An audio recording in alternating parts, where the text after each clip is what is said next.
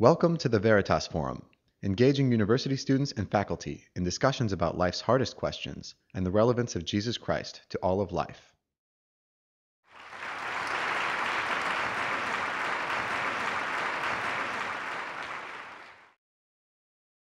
Hey, I'm excited to be here tonight to talk about something that I think is really important, and I assume since you're here, you also think it's very important.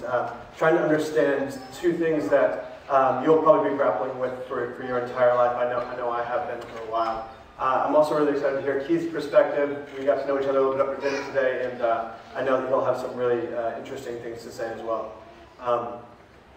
So when we talk about success and significance, what do these words mean? Check. What do these words mean? I think that we probably all have very different views of what those words mean to us individually. But I want to offer kind of, just for the sake of this particular discussion, some broad categories that we can probably all agree on. I want to use a construct that New York Times columnist David Brooks uses to think about this question, and it's resume virtues and it's eulogy virtues. So resume virtues are success. They are what we put on a resume. They're the job skills we bring to the marketplace, the education that we have, the power and influence that we amass, as well as, of course, the money that we make. On the other hand, we have the eulogy virtues, which are more geared towards significance. And eulogy virtues are really about kind of what we want people to be saying about us when we die at our funeral. So these eulogy virtues are really geared around our relationships, our character, and the impact that we create in the world. So when we think about success, I think our generation thinks about success very differently than our parents' generation has. So our parents' generation has thought about success sequentially, and we think about it concurrently. So sequentially, our parents thought, first I want to go out, do my career, build my family, make my money, and then when I retire and I'm playing golf, maybe I'll cut some checks to charity, right?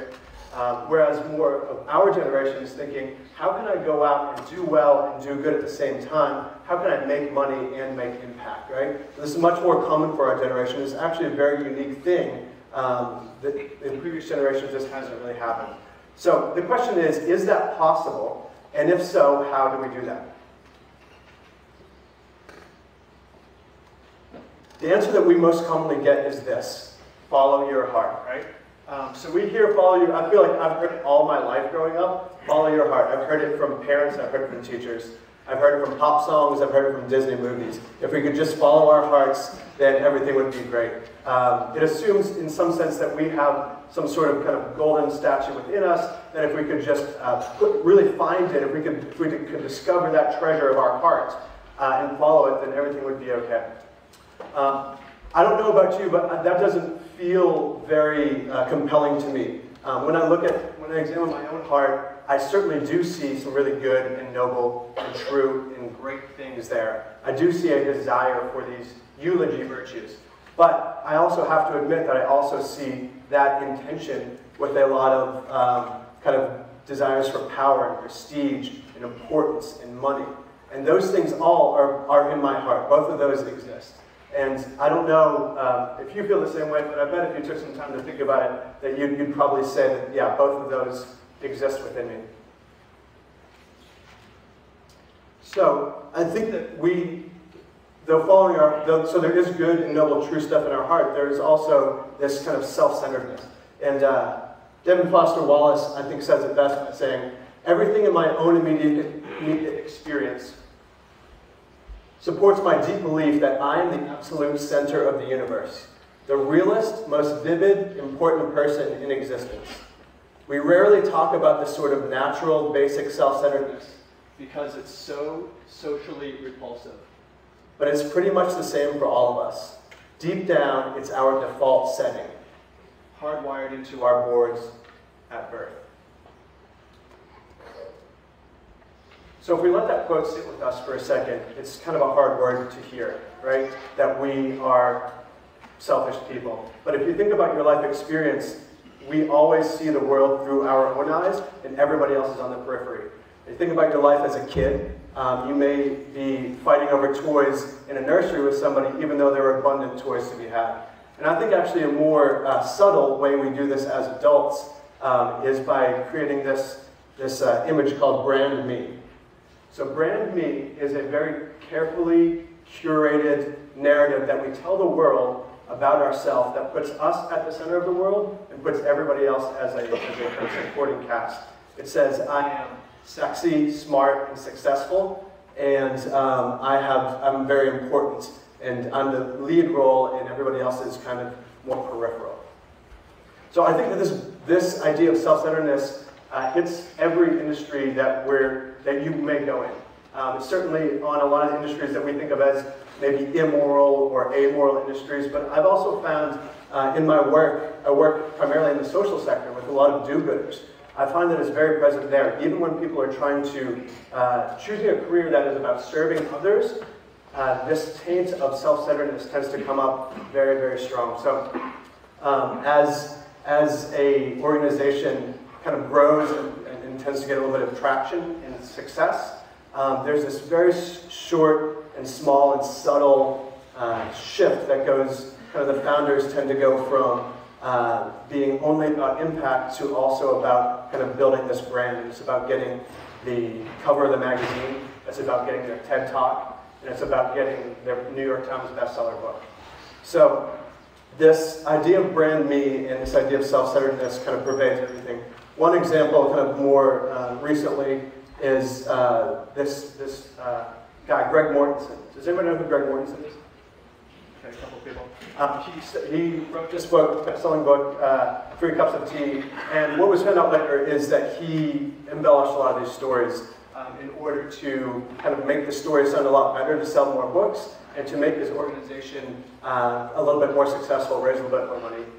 Even though he started out with a really great intention of helping bring education to Afghanistan, it kind of went off course due to this idea of brand me. Now that happens in kind of a big way here, a big negative splash. But we also probably see this a little bit more close to home in one of my favorite publications, The Onion. So this headline is one of my favorites. 6-day visits to rural Africa completely changes a woman's Facebook profile picture. So this idea of kind of doing good as a means of self-promotion. So this happens in every sector, certainly not just in the do-gooder sector. It happens on Wall Street if you're mortgaging up mortgage-backed securities. It can happen if you're drilling for oil in the Gulf of Mexico, and it can also happen if you're building schools in Cambodia.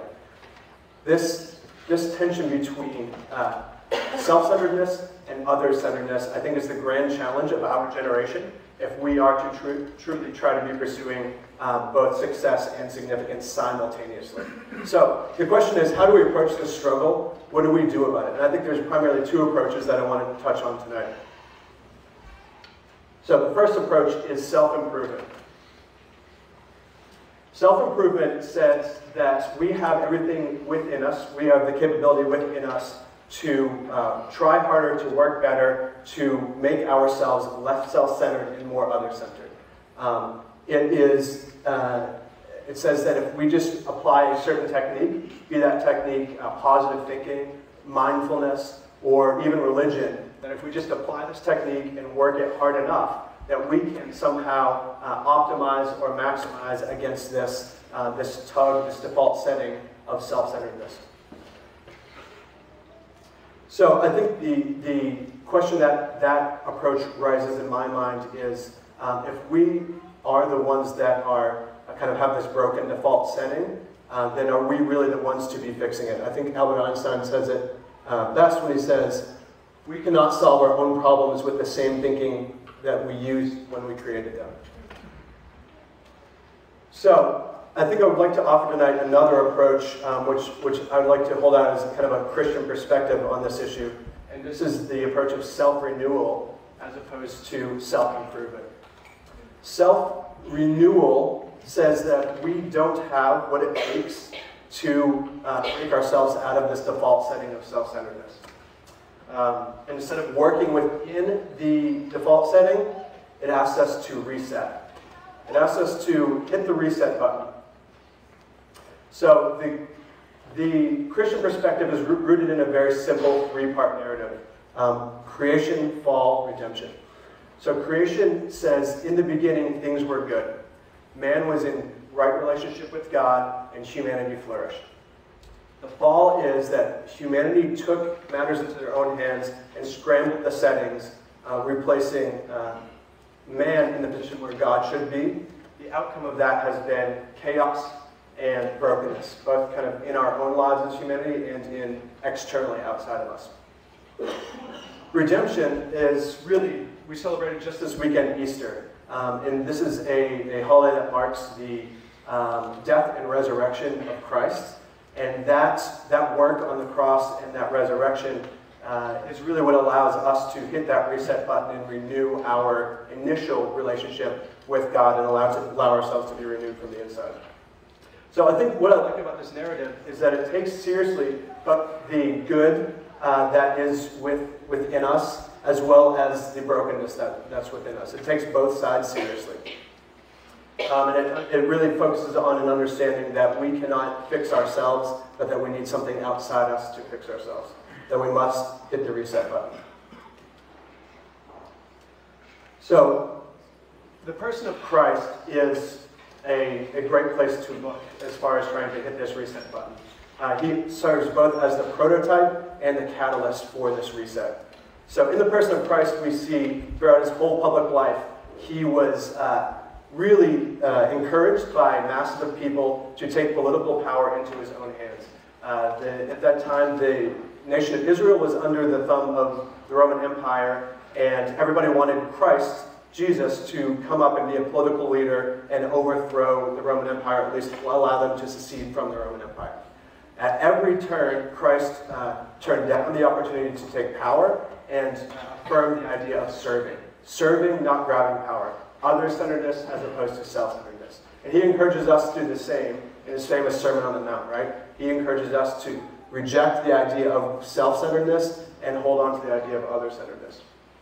But he said that can only be done in this submitted relationship to God, properly ordering, resetting our relationship with God. It must be by hitting the reset button, paradoxically by dying to ourselves to find real life. So his words here, unless a grain of wheat falls to the earth and dies, it remains alone. But if it dies, it bears much fruit. To me, this summarizes the idea of our self-centeredness allows us only so much growth and so much impact. But the idea of falling into the ground and being renewed and life given to from an outside source allows us to grow up and have broader impact than we would have if we were only that one small seed. It's really about hitting that reset button. So, I want to tell you a little bit about my story in closing. As mentioned, me and a couple friends started a social enterprise that works with survivors of the commercial sex trade in Southeast Asia, helping them move from the bars and brothels to a healthy, more stable life. When we started that, we started with very good intentions, and it was, we worked really, really hard, day and night, and we're slaving away. And oftentimes when you're doing that in any startup, it's a lot of work, and you see very little bit of feedback and impact. Every once in a while, you get these little blips of positive feedback, and it might be money raised, or it might be a press mention, or it might be someone just at a cocktail party saying, you're doing a very noble thing.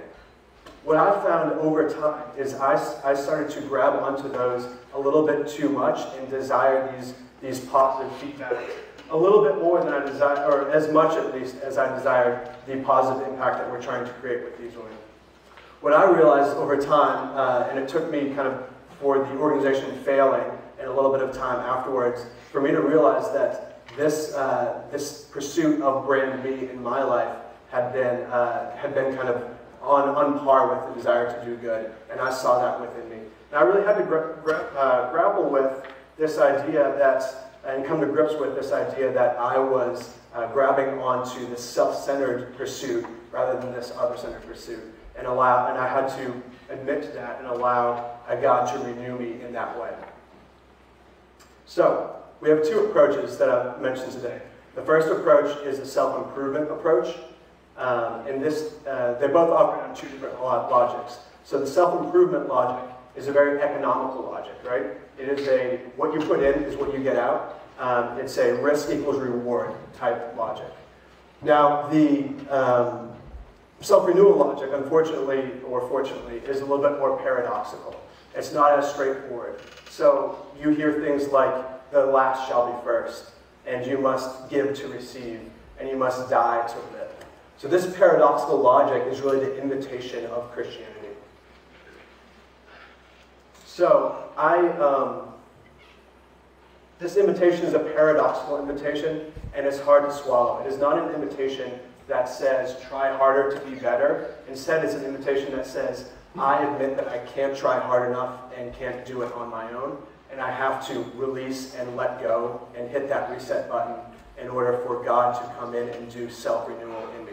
And I would say, from my perspective, I think that this is the best chance that we have. Living under this framework is the best chance that we have to truly pursue success and significance lifelong. Thank you.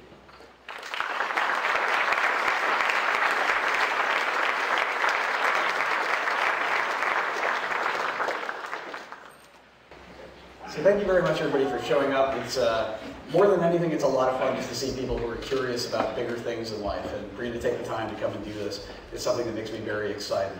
I also enjoyed my time with Mr. Westaway a lot over dinner, and I think you'll see a lot of differences between our two talks, different worldviews, different perspectives, even different approaches to how quickly we speak or the slides we have. But I think at the end of the day, ironically, the same goal of trying to encourage more people to think about their place in the world, their place in their work, and how they make an impact is very closely aligned. So I'm very excited about this forum.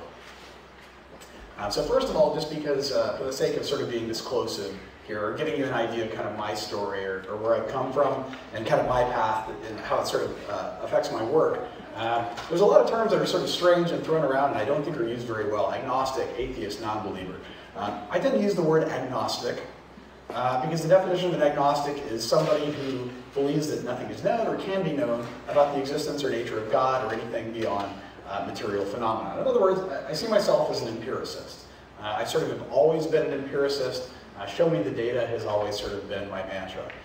Interestingly, though, I grew up in an evangelical household and around evangelicals and with grandparents who had different religious views than that. So my exposure to religion has always been there, but I've never been somebody who was specifically religious or sort of held religious beliefs. I don't personally think, I don't use the word agnostic because I'm sitting on the fence or I'm feeling particularly conflicted.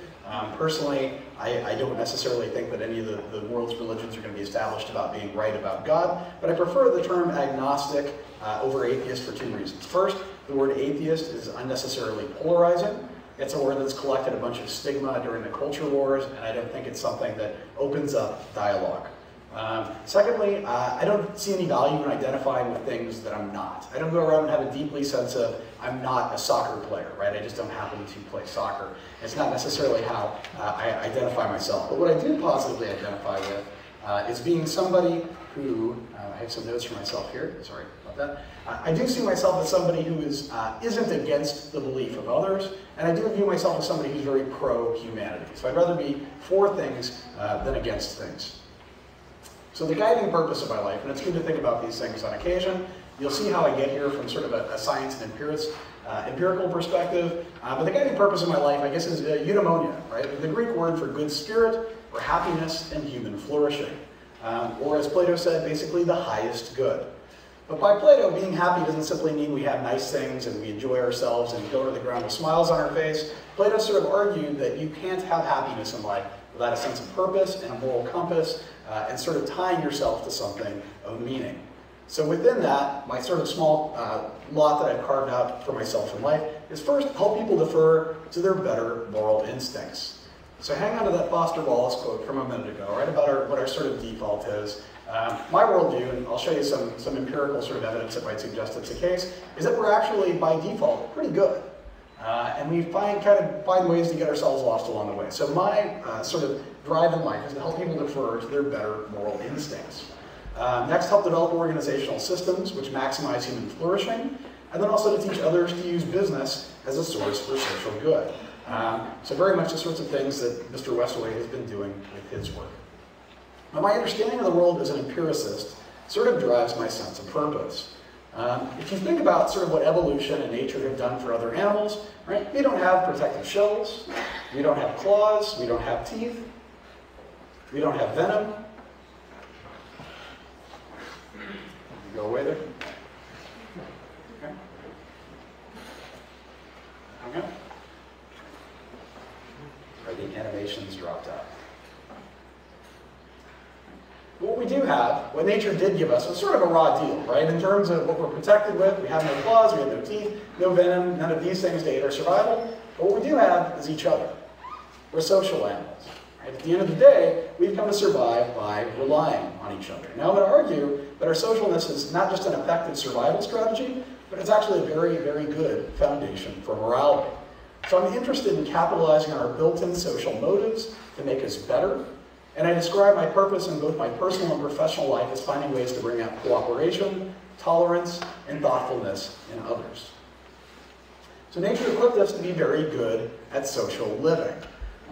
Recent research has sort of found that with functional MRI machines, that mirror neurons are tied to our ability to express empathy. So the same mirror neurons in other animals allow for behavioral mimicry and social learning.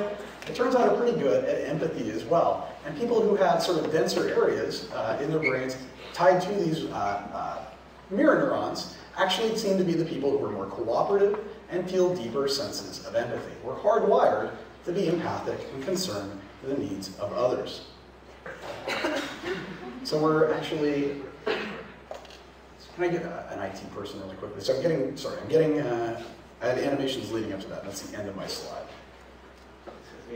So on the next one, let's see, so this is actually supposed to pop up over. I'll go ahead and I'll just delete it out of. Oh, they're good, okay.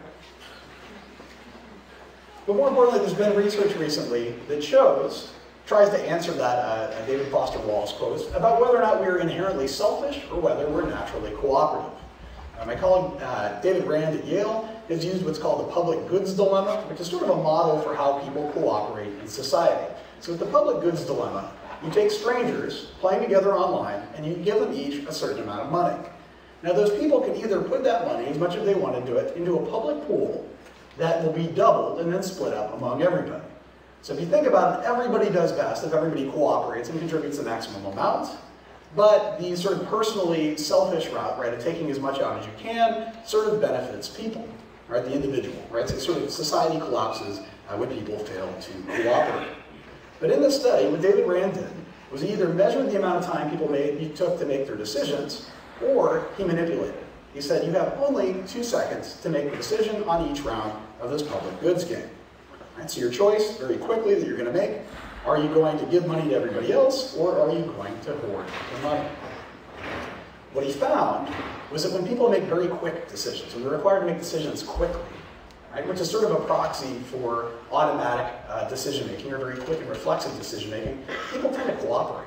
People actually do the right thing. It's actually when we only have time to stop and think about it that we start moving away from doing the good and cooperative thing and behaving in selfish ways. So in other words, it looks like cooperation may be our moral default. Well, the problem is not a lot of situations in life allow us to operate with sort of on our default reflexes. When we talk about business in particular, business is characterized by complex and equivocal situations. Because of a lot of sort of what goes on in the process of it, and the language we use, and a lot of other reasons, right, some organizations do great things. We look at 2008, China. In China, Coca-Cola gave $2.8 billion in in-kind donations and got water to people on the ground days faster than the Red Cross was able to, right? A for-profit business absolutely beat to the punch this giant NGO on delivering clean drinking water to people and saved a lot of lives. By contrast, if we look at large organizations, like we look at what happened in the garment factory collapse in Dhaka, Bangladesh, where top floors of the factory were built without permits, managers ignored warnings about the building's conditions, and threatened their employees with taking a month pay away if they didn't show up for work, right? So you can see business doing pretty awful things as well. So then my career is built around a pretty simple but open-ended question of how do we construct circumstances that tip people towards their better moral selves, right? If our sort of cooperative instincts is how we naturally behave, if that's what our default setting is, and for survival purposes, if we're cooperative animals and we live in social societies and collectives, then that's a better default than if we were actually selfish. It actually has helped us survive. So my research has been really focused on what are those subtle nudges that'll tip people over the edge to doing the right thing. So one quick example, in one study, we told members of a professional society of engineers who were also managers that we were interested in how professionals use language. So we asked them to simply write 2 memories, little stories, about when they behaved as either a typical engineer, a typical manager, or 1 memory about each. Now, at the end of the study, we asked them for a completely unrelated favor, and we said, by the way, we're consulting for some engineering firms, and we need your professional opinion. And we basically gave them the situation about a civil engineering project in Bangalore, India, where they were expected to have to engage in bribery to get ahead. Well, professional engineers have a strong code of ethics that goes against. It also violates the Foreign Corrupt Practices Act and is illegal. What we found, make my slide pop up, those that we just asked to write about a time where they had behaved as an engineer, once they got themselves thinking as an engineer, they became way less likely to endorse corruption and said, hey, you tell this company to walk away, we don't do this. When we asked them to think about themselves as a manager briefly, right, then they went ahead and did the sort of more selfish or unethical thing. It's a pretty good sized difference when you talk about all we did was we took these randomly assigned people and just had them think about themselves slightly differently. And also applying to organizations, applying this sort of sense of purpose to organizations. Skipping past. From my perspective, success then is promoting cooperation and human dignity in ways that return shared value. As a business professor, I'm a capitalist. I believe that for-profit organizations are efficient, not perfect mechanisms for putting good into the world. So my purpose in life is to help organizations figure out ways to engage their employees in ways that not only outperform, but also put something into the public good. So one great example of this, sorry, something dropped off the page there. A colleague of mine, Adam Grant at Wharton, had a study with telemarketers. This was in 2007, raising money for university scholarships. We had 3 groups: a control condition, who read a letter, a control condition who just showed up for work, a condition where they read a letter from a recipient of the scholarship, and a condition where they interacted with the scholarship recipient for just 10 to 15 minutes. Hey, this is the person you're calling to help out. 1 month later, the telemarketers who interacted with the scholarship recipient increased their phone time by 142% and increased fundraising by 171%. Once they simply had their purpose made another person, once it was made social, that energized their work and their motivation and gave them a sense of showing up. Now think about how many organizations are out there, how many jobs, where we don't give people a sense of community or a sense of helping others or a sense of purpose. Not only are we not engaging our employees the way we could be, but we're also failing to engage human beings in a way that gives them purpose. So I would argue that success is probably impossible without a sense of purpose. And since we're short on time, kind of a closing thought on that. But because we are sort of talking about differences in worldviews, there's one thing that's sort of worth addressing. For people in the room that are probably Christians, something that's maybe difficult to assess about somebody who's a non-believer is if you don't believe that the world exists for any particular reason, or you don't believe we're here for any purpose, can you still have meaning in life? And I would argue that answer is yes, if you're willing to notice that that question of what is the meaning of life is actually 2 questions.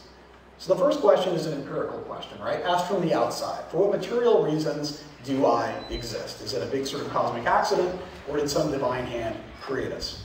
But if you can move past this one question, and you ask yourself, from the inside, what is the purpose within my life? Or what will my life be about? It's very easy to reconcile non-believers and people of faith and find a lot of agreement and purpose and shared value by just getting past that one question. It's an empirical question that realistically we're probably never going to come to a point of consensus on in our lifetimes anyway. So that's what I think is fantastic about this forum, is we can at least get together and ask the second question together. So thank you.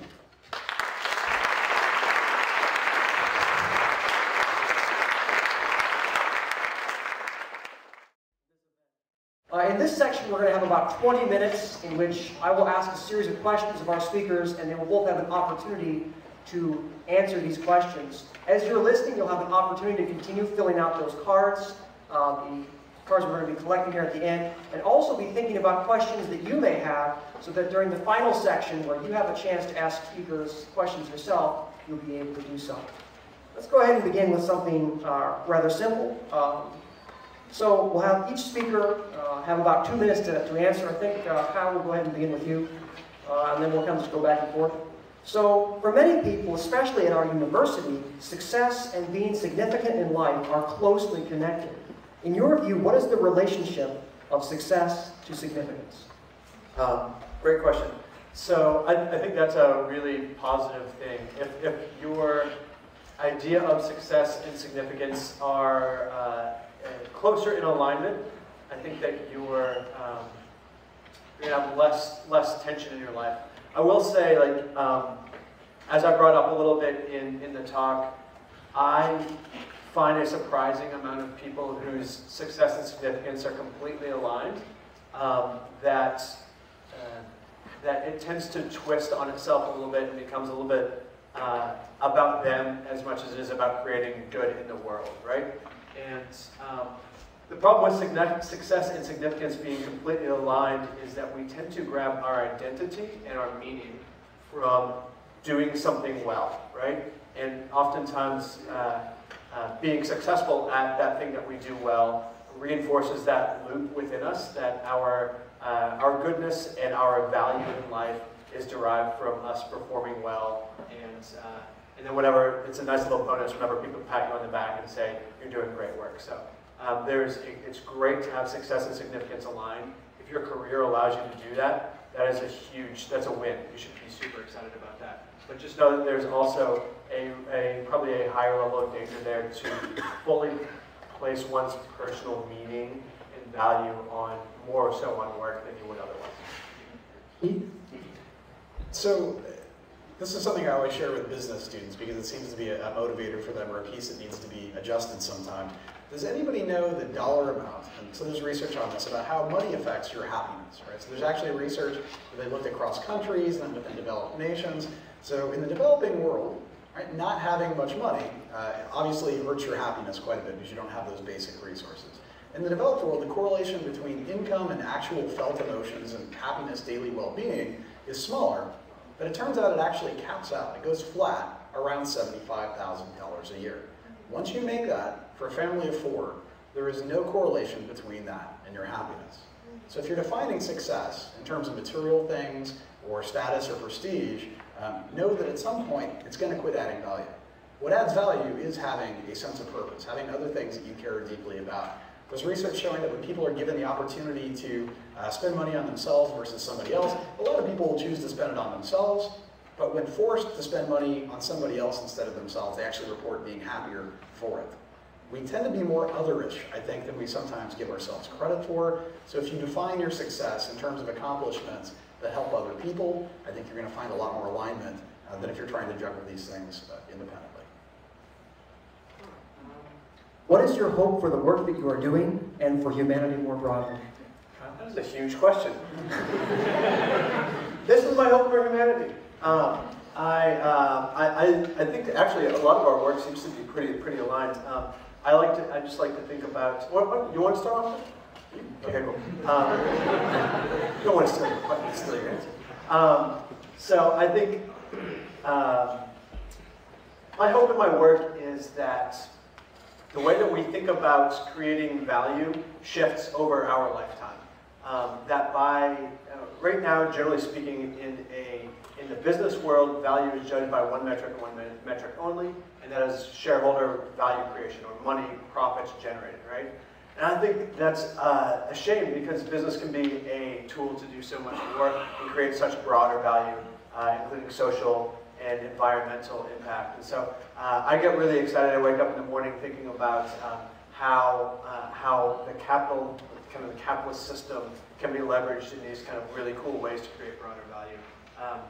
I think if we are able to do that, I think the most powerful force, I think in the world, arguably, is the capital markets. So if we could do that, then we might be able to affect some of the pretty pressing challenges of our time. And I think for me, there's an awful lot of overlap there, right? How do we get people doing things or finding purpose in a way that produces something more positive? More broadly, I don't think we're, as a species, going to change so quickly that we're going to adapt to the world that we're living in right now. So I'm a fan of the idea of how do we change the situations that people are in? And you can tell that I'm very much a fan of social psychology. What do we change about the situation? Take the things that are already good about us and accentuate those and do things that will help us suppress the things that we don't do particularly well. I hope we invest more in figuring those things out and sort of capitalizing on those things and figuring out better ways to do that. I hope we capture the imagination of people who are willing to do that and start to recognize that if you define success through the success and well-being of others as well, it's actually empirically shown to be more useful to you. You'll be happier, you'll actually live longer investing in others than just yourself. So I hope that we sort of figure those things out. At a bigger level, I read a quote from Carl Sagan not too long ago where he had argued that the reason we've never come into contact with intelligent life on other planets is by the time they have the technology to reach out, they've probably used it to annihilate each other. So sort of globally speaking, I hope we at least kind of figured that out, right? I hope we steer ourselves off that. To annihilate or not to annihilate? Well, they unfortunately we figure out how not to. All right, we'll go ahead and shift gears. Keith, you'll have the first shot at the next one. What resources does your worldview give you for handling failure? You know, that's interesting. And in some ways, I think saying at face value, it's easy to go, well, he's a non-believer, he's all alone, gosh, that's hard. What my worldview, or at least pulling from empiricism and what I know about human behavior that comes from that, what I realize as we go about garnering resources all wrong. In the modern world, sort of the culture we live in, when you have a major failure, how many of you go and sort of sit on it, right? Or go kind of wander off by yourself or isolate yourself when you feel a sense of failure, okay? You're doing it all wrong. There's a great theory in social psychology that's been getting a lot of traction, crossing over with biopsychology as well. It's called tend and befriend theory. Tend and befriend, it's cute, right? It's a cute little name. But we're really sort of built, remember we used to live more communally than we do now, that when you experience threats to the self, the best way to restore dopamine, the best way to restore oxytocin levels, things that are best for your health, are to invest in others. So tending, spending resources and time and energy into your offspring is what sort of nature had in mind for us, right? And my toddler was running around here somewhere a little while ago, so I'm learning more and more that when I have a failure, invest my failure in him, or invest that energy in him, but also befriending, right? Finding ways to reach out and have a meaningful impact on community, on other people. One thing I will concede as a non-believer, and for anybody in the audience who is this, right? If you're not somebody who particularly has use for religion, one thing that religion is getting absolutely right is community. People need a sense of community, people need a sense of belongingness. It is very, very easy in the modern world to lose that. So if you are a non-believer, there's research showing that people who are religious do better, but it's largely because of a function of having that sense of community. So if you want to thrive, you need to sort of find that for yourselves. Even if you're not a religious person, find community. Yeah, and I think there's a lot of overlap in my thinking on that too. I think the danger for a believer is when handling failure, it's just a vertical relationship between you and God. So there is a potentially, if you're willing to own up to it, a reckoning between you and God, or a repentance around failing, right? And I think specifically more the American evangelical church tends to be more individualistic than communal. And so it's very easy to just take your failure to God and leave it there and not kind of engage your community. So I actually believe very strongly in the power of community and the power of being able to process that with friends. I mean, I guess I talked about one big failure in my life, which is this biography not really panning out the way I wanted it to. It ended up failing. We had to wind it down and transfer kind of the operations over to our partner on the ground. It's still going at some level, but it's not really happening from our end. And me kind of processing through that, and you know, I think that my identity was wrapped so heavily in. It took a while, and it took me just having some friends to, you know, have a chat with from time to time about it, as well as my engagement with God and the work He was doing in my life. I just can't emphasize enough the engagement of my community as well now. Both of you gentlemen talked about the importance of purpose in life. Must our purpose be objective, or could it be subjective? Keith? So that's a tricky one. So I spent a lot of time sort of as somebody who was a non-believer. I've read a lot of philosophy in my day, right? And so I was really fond of like 1930s, 1940s French existential philosophy, Jean-Paul Sartre, Ray Camus. And Sartre said something that resonated with me for a long time, and that it turns out is completely wrong. What Sartre said is existence precedes essence, right? So Sartre was an atheist. He said, hey, we're here, and then we've got to go searching for purpose in life. But from reading, increasingly the research that's being done, very good, high-quality research in biology, in psychology, in evolutionary psychology, we are born hardwired with purpose. And that purpose is each other, right? It's doing well with each other. It's building relationships with each other. We feel better when we do those things. So the idea that purpose in life is just something that we could live without. You can maybe live that life and not be as happy or as well off. But we are built within a hardwired purpose. Even if you are coming from the perspective of being a non-believer, don't convince yourself that your life is simply yours to choose what your purpose is, right? There's still something built in and hardwired to us, and you'll thrive when you follow sort of what that already is. Yeah, so it is a difficult question. Like, how are we defining purpose? We're talking about your individual purpose, what you're going to do with your life. Then yes, there probably are a number of different options of what you could do with your life. And maybe a number of different people you could marry. There's a number of different career choices you could make. So in that sense, there is a subjectivity or a variance of options. The broader sense of purpose, like what is the purpose of humanity? What is the purpose of existence? I think the Christian perspective would be that we are created to be in right relationship with God that allows for optimal flourishing horizontally with our fellow man, right? So the engagement vertically allows for engagement horizontally in a way that is flourishing and renewing everything that we touch. So this idea of creation, redemption, fall, the creation, fall, redemption is that there's this arc that's happening that things are being made new and things are being renewed as we are personally being renewed. So I think the Christian perspective would probably say that there is a purpose of moving across that arc, and that we would be here on earth. I think a lot of Christians think about that only in terms of their salvation and their final destination after death, and I think that that's a huge mistake, because God wants to use us here as a force for good as we live out our lives in our communities, whether that be with our friends that are believers or non-believers, and whether that be socially or environmentally. All right, this next question is kind of a follow-up to what we just talked about. What insight has your professional work and personal experience led to answering the question, how do we live a good life? Kyle? How do we live a good life?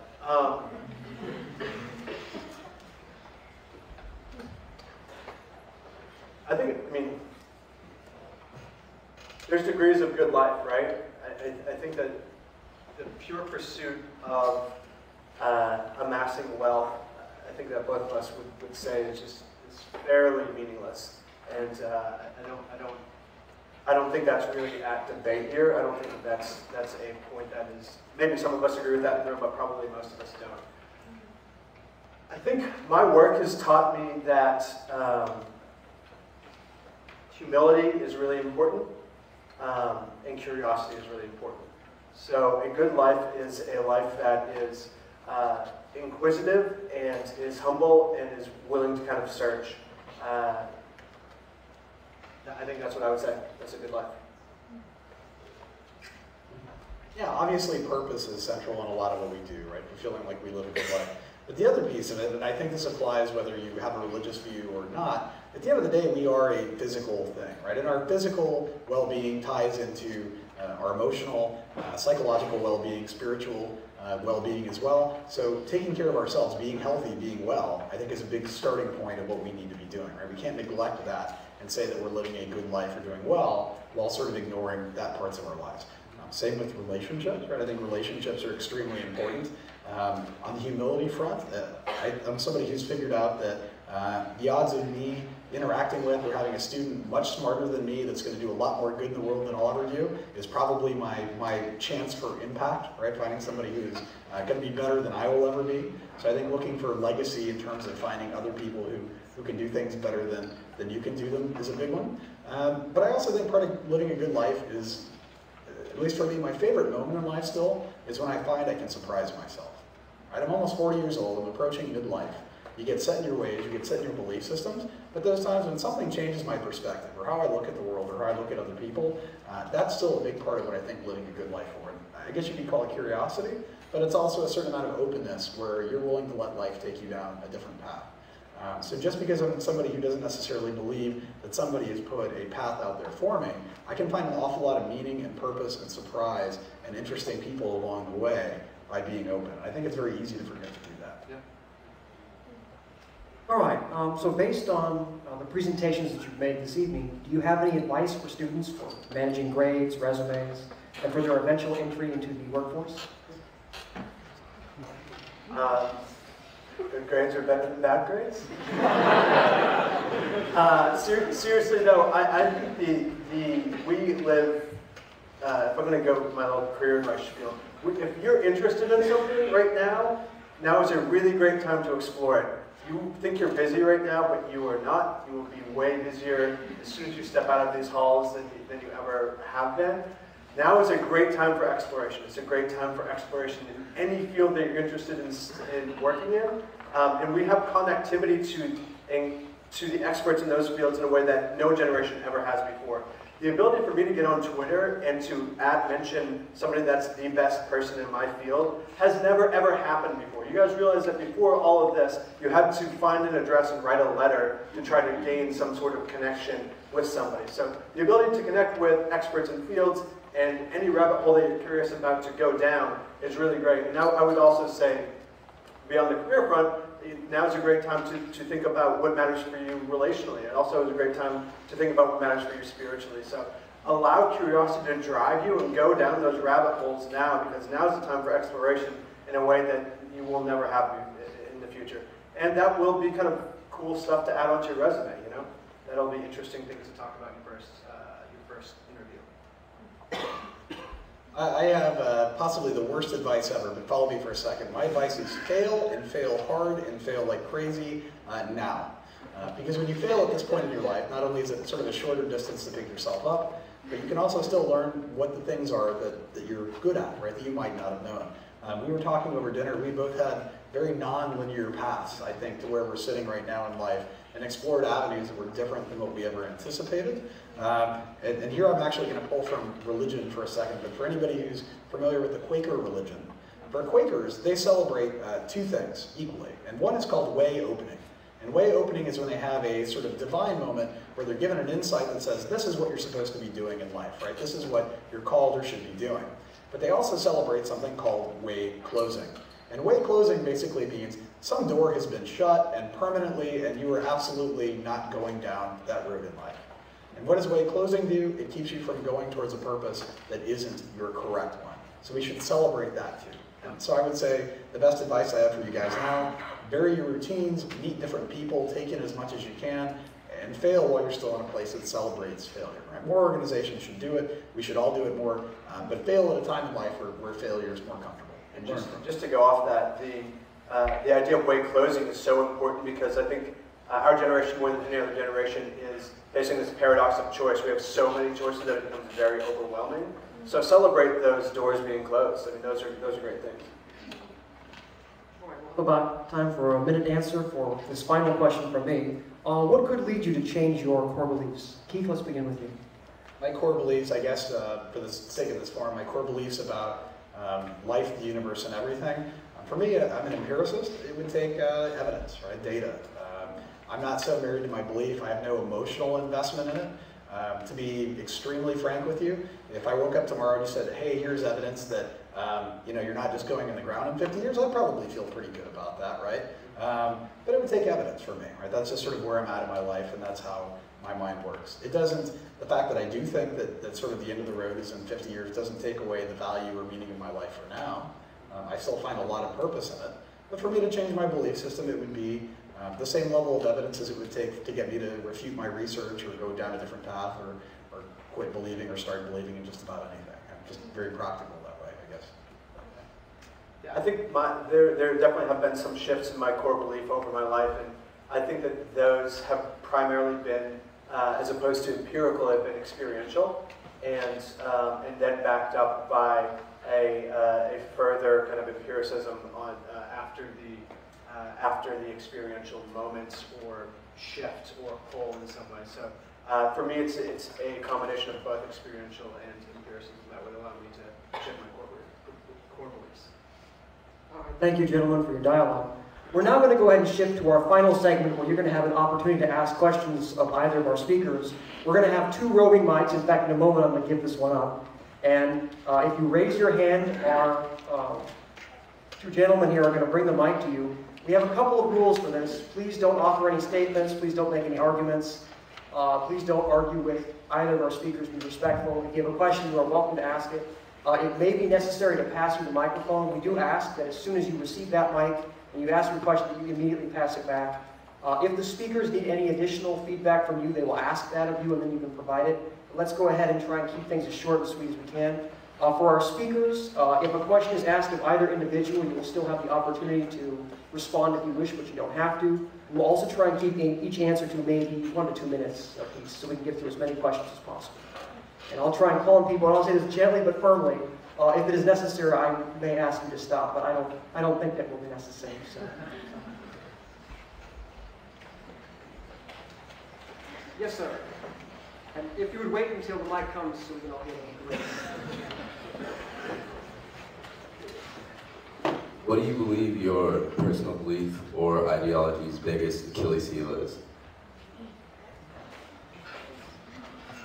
I think that's actually a fantastic question. I would say that the biggest Achilles heel to my belief system is it actually took a lot of preparation to kind of get where I'm at, I guess, with it. If your starting point is we're just sort of here and there may not be any particular reason for it, it does require you to start building a sense of, you know, what's beautiful about life, what still has spiritual purpose and value. To be honest, I didn't have a very long spiritual journey with religion. I grew up in it, with it. I've always sort of had the mindset that I have now. To be honest, it wasn't that I wasn't receptive, it just wasn't there for me. But for me, I'd say the Achilles heel is it's very easy for people to find that to be a dark thing. And for me, I actually find the fact that this is the time we only have each other, I actually find that very uplifting in a lot of ways, and that gives me a lot of motivation. But I'd be lying if I said that having that worldview, you know, and it's my honest one, but having that worldview does come with some dark patches, right? It's easy to feel alone, and so I think we have to go find those things and not forget there are things from a social, functional standpoint that religion is very good for, and find the substitutes for those in your life. I mean, things like community. Yeah, I think from my perspective, we're talking purely kind of on a spiritual side. I think it's the baggage of using the word Christian around most of my friends is really challenging. All of the, specifically from the American context, all of the kind of hate and culture wars that have built up around that term are incredibly destructive and throw up a lot of screens on who they think I am right away. So I think that's really frustrating. It's hard to deal with, I think. Here in the back, please.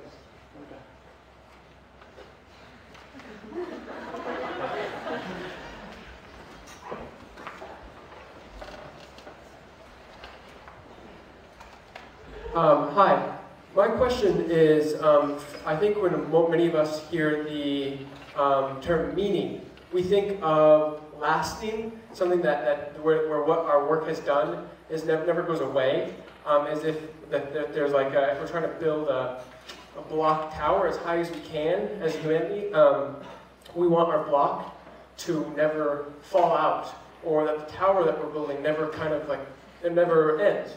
So my question is, where in your worldview is that ultimate meaning come from? That block? Where can we find that block and add it to the tower of human meaning in your worldview? Where can we find that? Thank you.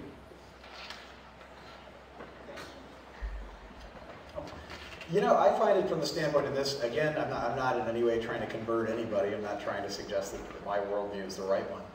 I find it from the standpoint that I think about the fact that I am part of something very, very big and something very long-lasting. Even just as a species, we're 600,000 years old. And when you stop and think for a second, that means we are perfectly designed for this exact moment in time, right? We're the right sort of people in their place. So if you've ever seen the movie The Big Lebowski, right, it opens up talking about how he was sort of a man for his time. Well, I think that's true for all of us. And I think we have a continued legacy that we're motivated to continue and push through. And for me, You know, as of the last 3 years, I've got a little mini human being. And it's funny how my sense of my legacy or my purpose in life is shifting away from that to, you know, investing in him in ways and what is going to be sort of his place in the world. So I think, you know, you can have different reasons to believe why that is. For me, I obviously believe it's hardwired into us, but that doesn't sort of take the magic or sense of lasting purpose out of that for me. So a lot of it comes there. Sounds good. The question was for you too. I didn't really understand what the question was. Where do you find meaning that lasts never, where what we've done, the effects of it that are pegged, and where a block is put into the tower of human meaning and never, and always consistently a factor in the future. So transcendent meaning? Transcendent, yeah, where do we find that within your world? Yeah, I think within the Christian perspective, that would be kind of within the overall body of Christ or within the church. The metaphor is that we are each a part of this grand body that is transcendent, that is universal. If you think about kind of eternal meaning from the Christian perspective, there's this concept of the New Jerusalem, and the idea is that at the end of time, there's going to be a city that's fully renewed and fully restored, and we are going to have our place in that. So I think that, as far as legacy and being existentially linked to something that's eternal, the idea of taking my place in this new city that's going to be full of imagination and full of really interesting people doing really amazing things without this default setting of selfishness in it is really compelling and interesting to me.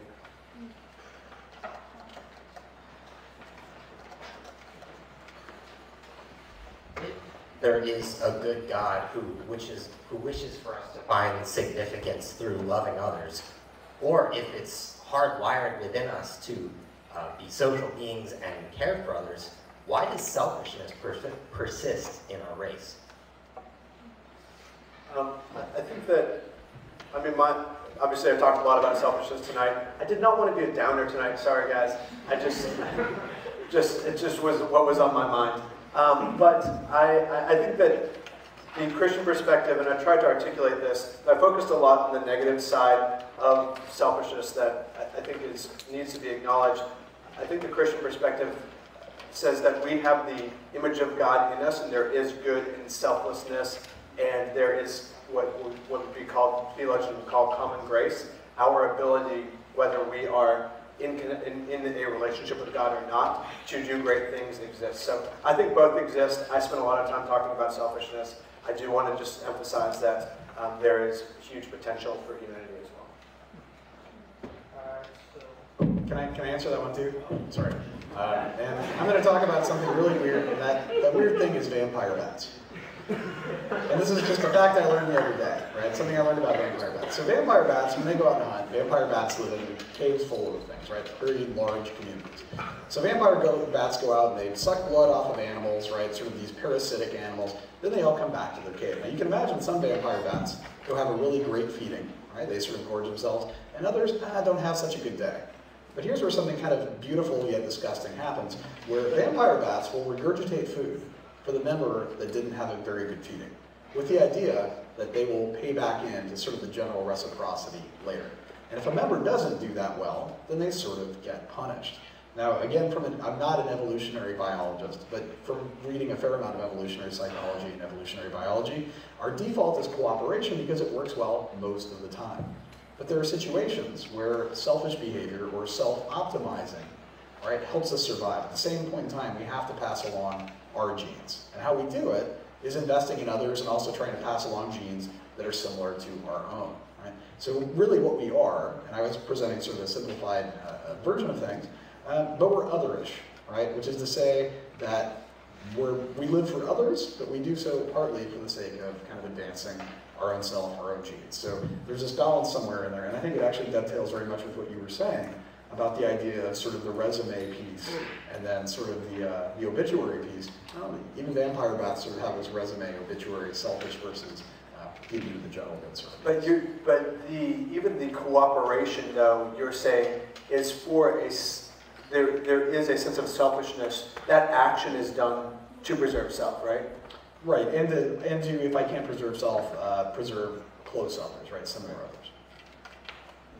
All right, this question's for Keith. I'm just curious, I know you're a non-believer. I was just wondering what your thoughts are about like an afterlife. If you believe in like universe theories, or if there's an afterlife that you believe in. You know, my response to that, and I'd like to think that there is, sure. I mean, I guess in some ways that would be personally fulfilling. Here's my sort of struggle with it. Again, sort of the rational perspective. So we know from a lot of research when people have traumatic brain regions, right? If they have to remove part of my brain, I lose a certain functioning, right? I lose a certain amount of functioning. And then you take out another piece, another obliteration, and the damage becomes that much worse, and you lose that much more of yourself. Somewhere in there, the idea that you can take all of it away and then somehow come out on the other side whole, I can't necessarily reconcile that. And I know this is going to sound really strange as well, but I think for a lot of people, the idea that there is an afterlife where we go on in perpetuity is particularly appealing. For me, I don't think that necessarily is. I actually get invigorated by the idea that this is my place, this is my time, there's a universe way much bigger than me, I'm going to play my part, and I'm going to sort of, you know, at the end I get some rest, and, you know, I'm pretty tired at the end of the day, so I imagine at the end of 80, knock wood, 90 years, I'm going to be pretty tired too. So it's not something I wrestle with much, to be honest with you. And just to kind of dovetail into that, I think one pitfall, one beauty of that framework is that there's a sense of immediacy. There's a sense of now and now matters. And I will say that for believers that tend to only look to the other side of death as where their joy and significance and meaning and purpose is, they miss out on a whole life of creating really great, meaningful connections and really great, meaningful impact here. Question back here. Yes, there's been some talk about like death and maybe only 50 years left.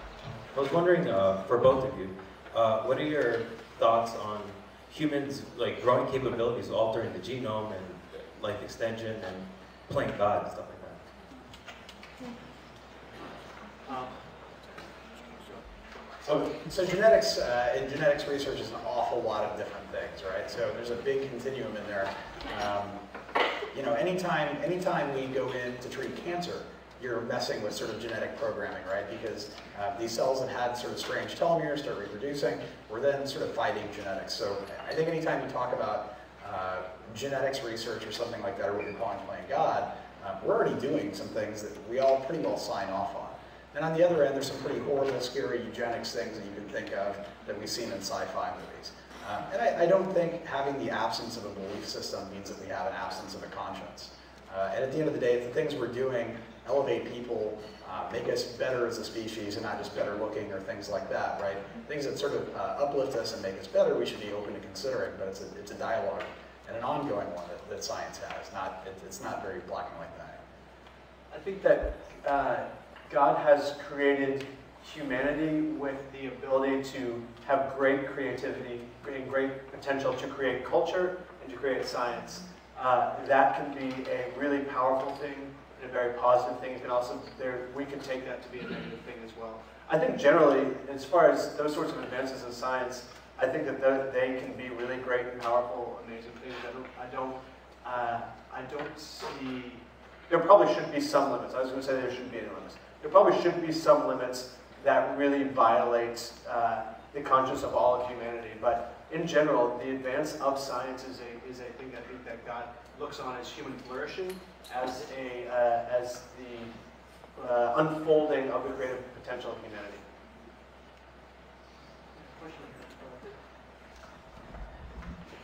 Or not.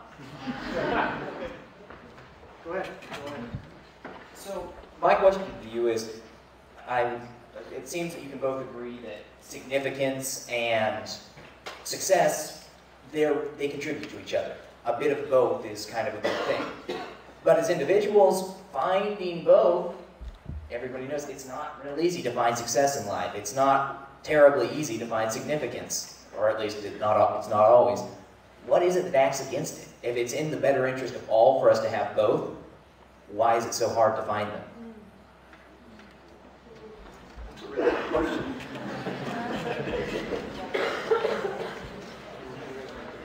You know, I think we have systems set up that suggest our messages of success, I think, are increasingly strange. You know, a great example, I saw an interview not too long ago where Kanye West was talking about his sort of saddest moment in life was when he realized he'd never be able to see himself perform live, right? So I guess if you buy into that sort of view of success, right, or view success as sort of being that sort of thing, then it probably aligns against purpose in a lot of ways. But I know a lot of people that I would say are successful and have found mastery in what they do. And I think finding mastery in what you do would be a better definition of success, right? You could be the best bamboo fly rod maker living in a small shack in Montana and be excellent at what you do and adding value to humanity doing it, and you're not getting rich. I would consider that much more successful than somebody who's you know, a half-rate investment banker sort of just, you know, preying on people. So I think that alignment comes from not just saying, okay, I want to be successful, I want to also do good, but really sort of evaluating what success looks like to you. And again, consider that metric for a family of 4, $75K a year. Nothing more makes you any happier, right? Decidedly middle class. Here's Bill Gates. Right? There's a lot of room in there that you maybe don't need to tread into, at least in terms of thinking of success as just money. Is money nice? Great. Would I love to have more of it? Sure, why not? But at the end of the day, it's not a good way to define success. I think that we, our happiness levels with these choices has gone down because of the proliferation of choices. Right? You go back a couple hundred years, and your dad was a baker, you're a baker, and you make the best life of it you can, right? And that is a life, in some senses, that may feel more fulfilling. So when we have a proliferation of choices, even if we choose better, there's always this anxiety of like, maybe I should have chosen that one instead of this one. There's this, we live perpetually in FOMO, fear of missing out is always over us. And so the amount of choices that we have actually, I think, decrease our happiness. I think the goal should be to do well, a job well worth doing, right? And so to be skillful at something that is meaningful is about as great as you can hit, you know, as far as career goes. Can I piggyback one tiny little thing on top of that too, if you don't mind? So, you know, we're all aware of the expression, know thyself, right? We like the idea that sort of inward journeys and sort of knowing more about ourselves. Turns out increasingly, and I'm going to say it again, research is showing, and I know I beat it like a dead horse, but it turns out we're very bad at knowing ourselves, but the people close to us are very good at it. So sometimes when people tell you, hey, maybe that's what you should focus on, those are your strengths, that's what I think seems to really light you up or you're doing well. Sometimes don't listen to yourself, right? Listen to the people around you who know you objectively better than you know yourself, and that's kind of where I'm sitting, why I'm sitting where I'm at in life right now. I'm taking the path I did, because listening to myself is a horrible choice. You don't want to follow your heart? I don't. I don't trust it. One more question. We've been talking a lot about purpose this evening, and I was wondering if either of you believe that an individual has a unique or a correct purpose in life. You know what? I will say that it is possible. I think it is possible. I think my sense is, though maybe it's just the path that took me to this decision point, my sense is that I have a pretty clear sense of hunch, intuition, that this is the thing that brings me the most joy. The idea of thinking about using business for good gets me very excited. It enlivens me, it empowers me, and I've had, on the spiritual side of things, I've definitely had a lot of confirmation from kind of connection with God in that world. If I had kind of come up a different way, maybe something else would have popped into my screen. But I do think it's possible. I don't think that that is the way it is for everyone, and I don't think that it needs to be that way to find a fulfilling life. I think that I am one of maybe,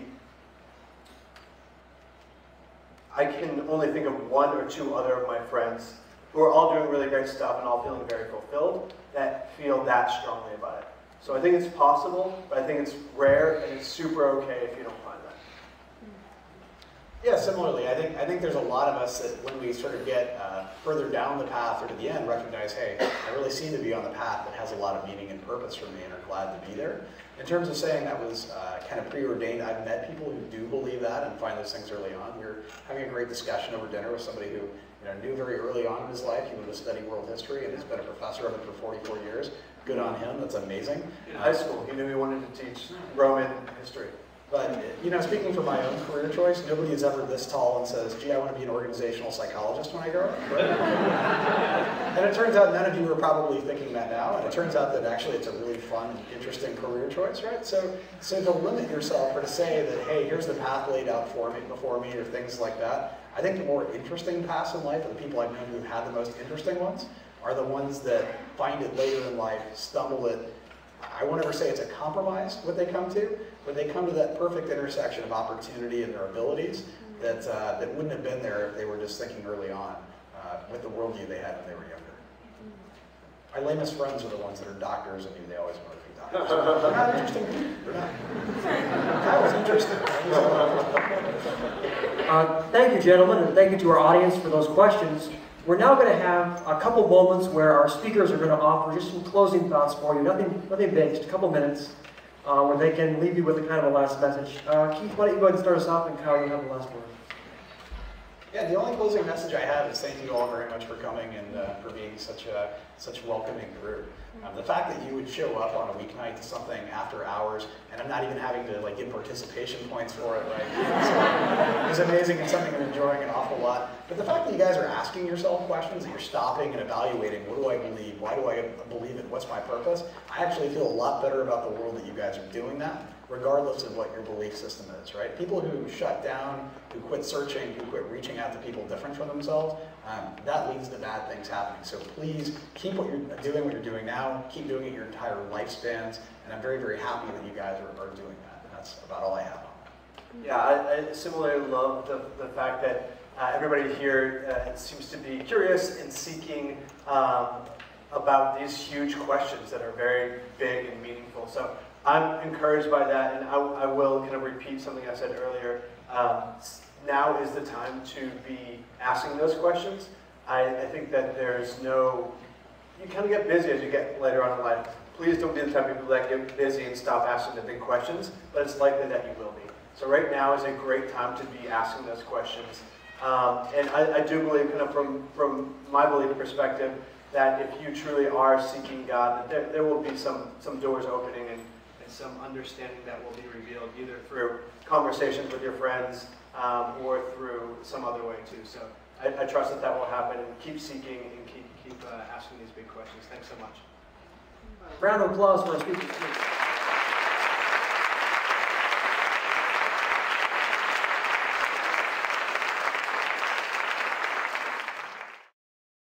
For more information about the Veritas Forum, including additional recordings and a calendar of upcoming events, please visit our website at veritas.org.